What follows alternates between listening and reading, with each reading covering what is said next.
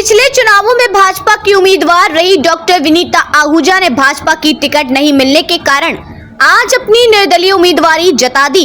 जुबिन अस्पताल में आयोजित प्रेस वार्ता में सर्व समाज की ओर से विनीता आहूजा को निर्दलीय उम्मीदवार घोषित किया गया।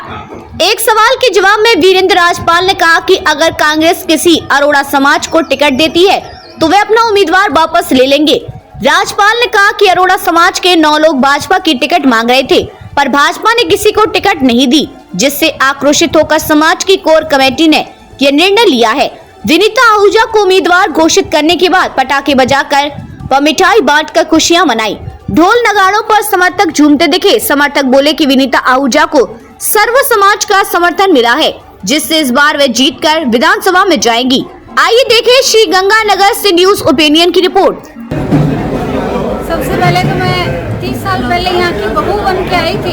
मुझे जनता ने जो बेटी का प्यार दिया, उसके साथ 36 बरादरियों के साथ मेरे अपने समाज ने भी मुझे हिम्मत दी है और मैं अपनी तरफ से आपके चैनल के माध्यम से सभी लोगों से आशीर्वाद मांगते हुए प्रभु से प्रार्थना करती हूँ।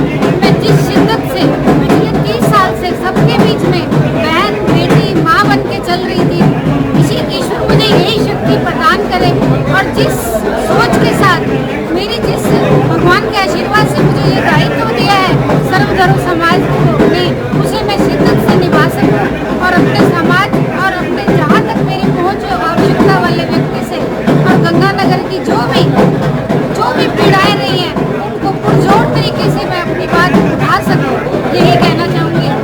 और मैं जनता से अपील करती हूँ कि मैं उनकी बेटी और बहन के नाते मेरा जो 5 साल का पूरा 30 साल का उनके साथ रहा है और इसके रहते हुए किसी तरह से मैं पार्टी के माध्यम से उनके सामने ना आ सकी।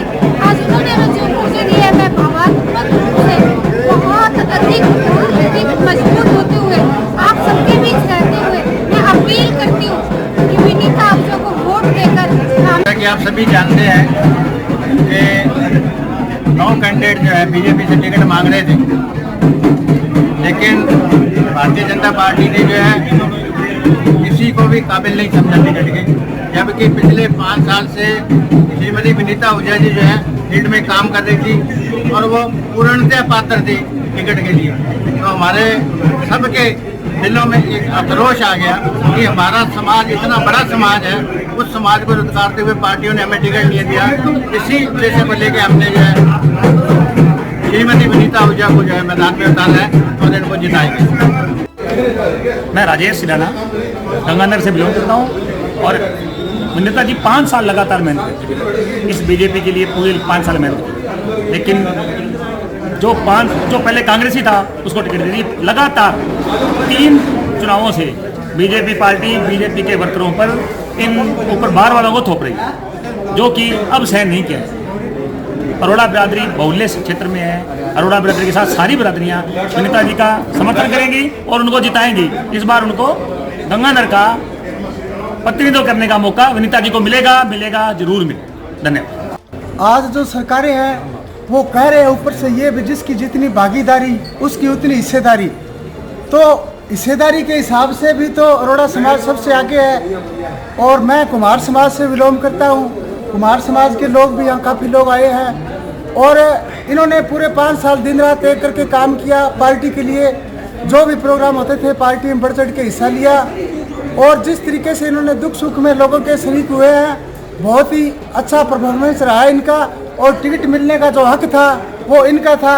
अब मान लो दे दिया भैणी को टिकट, तो जो जिसकी हिस्सेदारी समाज की होती है वो कैसे सहन करेगा और अदर समाज के लोग वो कैसे सहन करेगा।